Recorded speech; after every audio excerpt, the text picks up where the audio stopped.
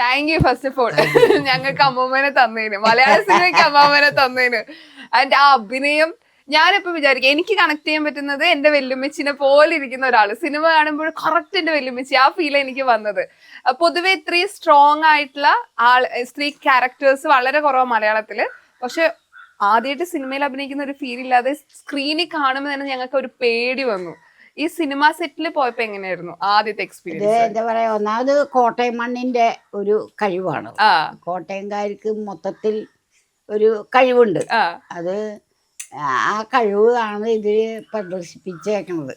അല്ലാണ്ട് തൃശ്ശൂര് ജനിച്ചവർക്ക് ഇങ്ങനെ ചെയ്യാൻ പറ്റില്ല. കാരണം ഒക്കെ മണ്ണുണ്ണികളാ. എന്നാ കോട്ടയം അങ്ങനെയല്ല, ഒന്നിനും കീഴ്പ്പെടാത്ത മണ്ണത്.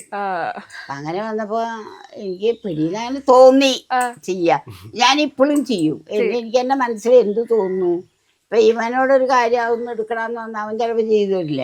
ഞാനത് കോല് കൊണ്ട് വന്നാലും തോണ്ടി ഞാൻ എടുക്കും. തോറ്റു കൊടുക്കൂല. ഓ, ഞാൻ വിചാരിക്കുന്നു ഇപ്പഴും ഈ പവർ ആണെങ്കിലേ ഈ ഒരു നമ്മുടെ ഒരു 25 ആ പ്രായത്തിൽ എന്തായിരിക്കും. നല്ല പവർ തന്നെയായിരുന്നു. അന്ന് ഒട്ടും പവറിന് കുറവില്ല. ഇന്നും അതിന്റെ ഒരു 3/4% ഇപ്പോഴും ഉണ്ട്. ഭയങ്കരമായിരുന്നു ആ സമയത്ത്, ഭയങ്കര സ്ട്രിക്റ്റ് ആയിട്ട്. സ്ട്രിക്റ്റ് ആണ് എന്റെ ജീവിതത്തിൽ ഇന്നും. പക്ഷെ ഇപ്പൊ നടക്കണില്ല. ഇപ്പൊ നടക്കാൻ വയ്യല്ല. അവരവിടെ സ്ട്രിക്റ്റ് പോയി. സ്ട്രിക്റ്റ് വേണമെന്ന് വന്നാലും നടക്കില്ല. കാരണം ഇവരൊക്കെ എല്ലാ ആൾക്കാര് കൊച്ചുമാൻ എന്ത് പറഞ്ഞാലും 5 മിനിറ്റ്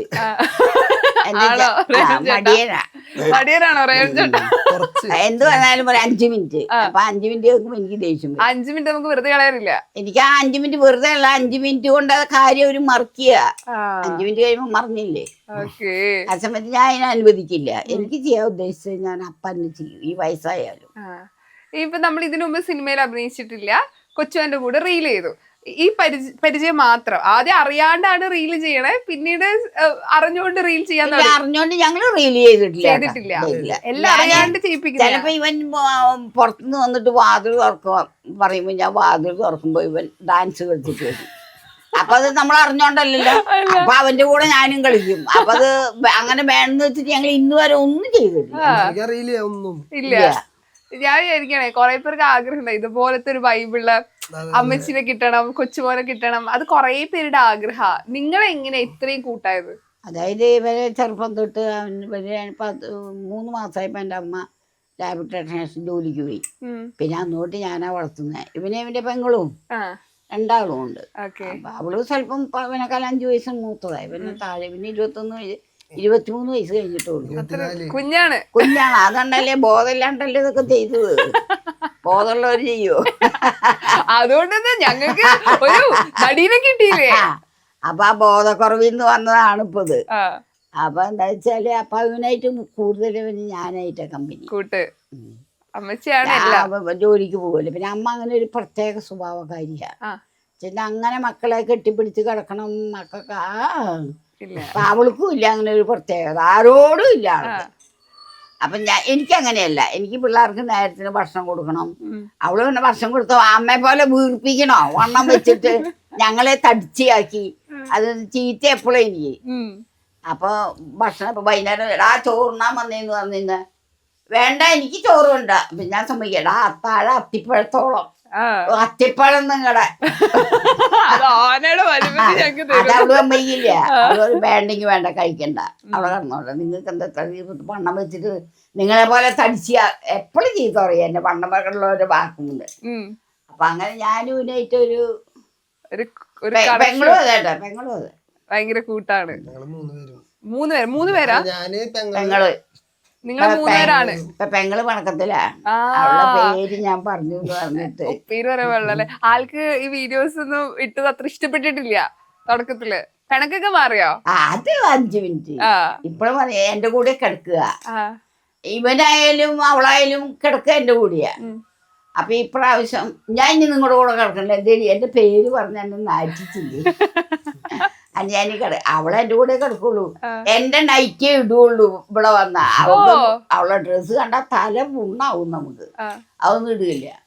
എന്റെ നൈറ്റി ഇട്ടിട്ട് ഇങ്ങനെ നടക്കുക. അതിനൊരു പ്രത്യേക സ്വഭാവ. പിന്നെ എന്റെ എല്ലാ കാര്യങ്ങളും നോക്കുന്ന അവളാ.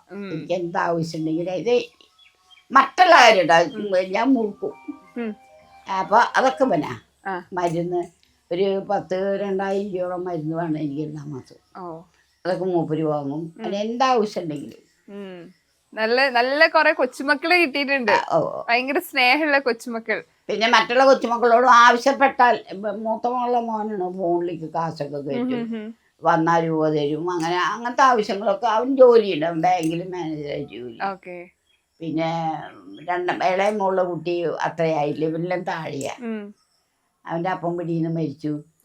പെങ്ങളെ കല്യാണം കഴിഞ്ഞ ഒരു കൊച്ചായി. അത്രയൊക്കെ ആയിട്ടുള്ളൂ. എന്നാൽ ഞാൻ അവരോട് ബുദ്ധിമുട്ടിക്കാറില്ല മക്കളെ, കാരണം എനിക്ക് എൻ്റെ ആവശ്യം വന്നിട്ടില്ല. വന്നാൽ അവർ ചെയ്യും, ഇന്നുവരെ പറഞ്ഞിട്ടില്ല, ചെയ്തിട്ടില്ല. ഞാൻ കരുതിയത് ഈ ചീത്തയൊക്കെ പഠിപ്പിക്കുന്നത് ഇവിടെ നിന്നായത് ഇങ്ങോട്ട് നിന്നാണ്. പക്ഷെ ഞാൻ ഇവിടെ വന്നപ്പോ ഒരു ഇന്റർവ്യൂ ഓൾറെഡി ഞങ്ങൾ സംസാരിച്ച് കഴിഞ്ഞപ്പോഴാണ് ഞാൻ ആ സത്യം തിരിച്ചറിയുന്നത്. എന്തായിരുന്നു അതിന്റെ സത്യം? സത്യം അവൻ ചീത്തയൊന്നും പറയില്ല, ചീത്ത പറയില്ല, ബ്രാൻഡ് കുടിക്കില്ല. ഇപ്പൊ ബ്രാൻഡ് എനിക്ക് ആൾക്കാർ ഇവിടെ കൊണ്ടു തരാറുണ്ട്, അവിടെ ഇരിക്കുന്നല്ലാണ്ട് അവൻ അമ്മമ്മക്ക് ഇഷ്ടാ. ഞാൻ അടിക്കുക എന്തുട്ട കുട്ടിയെ അടിക്കും. പിന്നീട്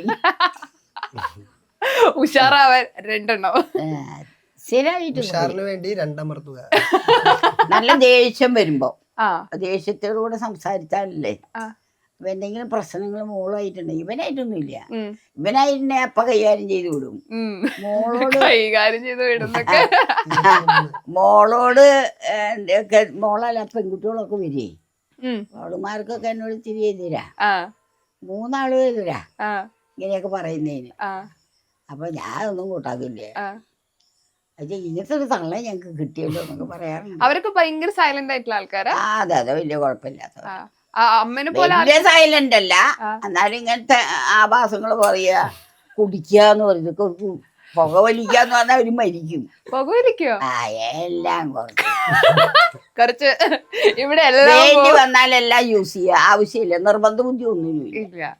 ആഗ്രഹം ഉണ്ടെങ്കിൽ ട്രൈ ചെയ്യാ. എനിക്കിപ്പോ ഒന്ന് വലിക്കണം തോന്നിയപ്പോ ഒരാളെ കാശ് മുടക്കണ്ടായിരിക്കും, തോന്നിയോ ചെയ്യും, അത്രേ ഉള്ളു. അല്ലാണ്ട് നിർബന്ധ ബുദ്ധി ഒന്നുമില്ലല്ലോ, ഭക്ഷണത്തിൽ വരെ ഇല്ല. ഇതൊക്കെയാണ് ലൈഫ്.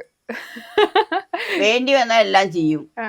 ഒരുത്തനെ കൊല്ലണേ കൊല്ലും, അതിനൊന്നും മടിയില്ല എനിക്ക്. ഈ ശരിക്കും സിനിമയെ കാണുന്ന പോലെ തന്നെയല്ലേ, സന്ദർഭം വന്നാ കൊല്ലും. ഒരു തോക്കൊക്കെ ലൈഫിൽ കൂടെ കൊണ്ട് നടക്കണം ആഗ്രഹം? അത് ഞാൻ ഇതുവരെ ആഗ്രഹിച്ചിട്ടില്ല.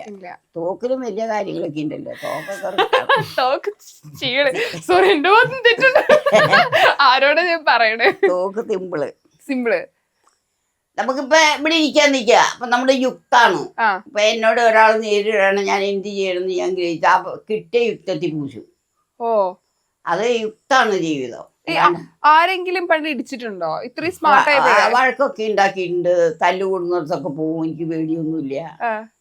അങ്ങനത്തെ കാര്യങ്ങളൊക്കെ ചെറുപ്പത്തിൽ കണ്ടമാനം ചെയ്തിട്ടുണ്ട്. ഞങ്ങളുടെ കൂടെ ഇപ്പൊ ഞാൻ സിനിമ കാണുമ്പോൾ ആലോചിക്കായിരുന്നു, ഈ ഒറ്റപ്പെടുന്ന സിറ്റുവേഷനിൽ ഇതുപോലത്തെ ഒരാൾ നമ്മുടെ കൂടെ ഉണ്ടെങ്കിൽ നമ്മൾ ലൈഫിൽ ഭയങ്കര സ്ട്രോങ് ആയിട്ട് ഇരിക്കുന്നു.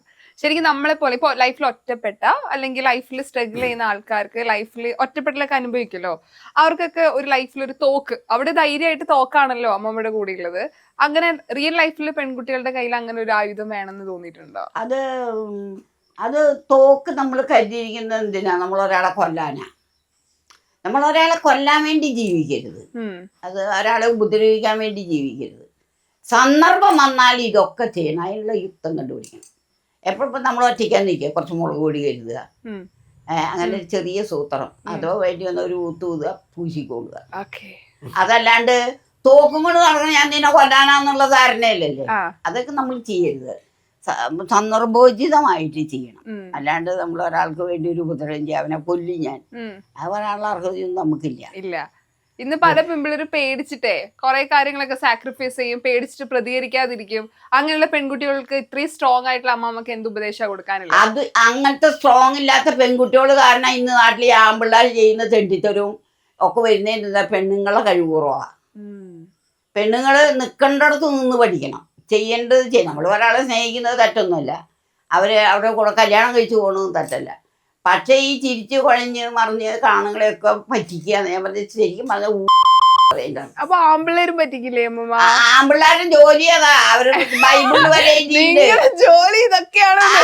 തീർച്ചയായിട്ടും ഞാൻ യോജിക്കുന്നു. ചെളി കണ്ടാ ചവിട്ടുക, വെള്ളം കണ്ടാ കഴുകുക, അതാണ് ആണുങ്ങള്. പെണ്ണുങ്ങൾ അങ്ങനെയാവരുത്. പെണ്ണുങ്ങളുടെ കയ്യിലാണ് ബ്രേക്ക്. ഒരു കുടുംബത്തെ ഒരു പെണ്ണിന്റെ കയ്യിലാണ് ബ്രേക്ക്. അല്ലാണ്ട് അവൻ 10 പൈസ കൊണ്ടാ 10 പൈസ കൊണ്ട് ജീവിക്കാൻ പഠിക്കുന്നവളാണ് പെണ്ണ്. അത് കാച്ചിപ്പറ്റി നന്നാവ പെണ്ണാണോ എന്ന് പറഞ്ഞ പോലെ പെണ്ണിന്റെ കയ്യിൽ. പെണ്ണ് ശരിക്കൊന്ന് നോക്കി ആണുങ്ങൾ മൂത്രം ഒഴിക്കും. അന്ന് കരുത്തില്ല പെണ്ണുങ്ങൾക്ക്. പെണ്ണുങ്ങളൊക്കെ അലകൊലമ്പ പെണ്ണുങ്ങളായിരിക്കുക. അവരും ഈ തേപ്പും ശരിയായിട്ട് എടുക്കല്ലോ. പിന്നെ അല്ലാത്ത സ്ട്രോങ് ആയിട്ടുള്ള പെൺകുട്ടികളുണ്ട് കേട്ടോ. സ്ട്രോങ് ആയിട്ടുണ്ടായി നല്ലത്. Thank you.